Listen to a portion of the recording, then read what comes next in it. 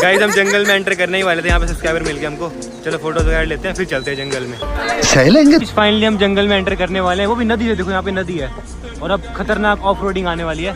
भाई तो देखो कितने बड़े बड़े पत्थर पड़े हुए हैं भाई। यार यहाँ थार नहीं जा सकती। तो इस गाड़ी चढ़ाने वाले यहाँ से ऊपर को। भाई मैं तो उतर गया भाई। अरे प्रैंक करता। अरे बाबा। सही है, मैं नहीं बैठा था। ये तो शुरुआत है।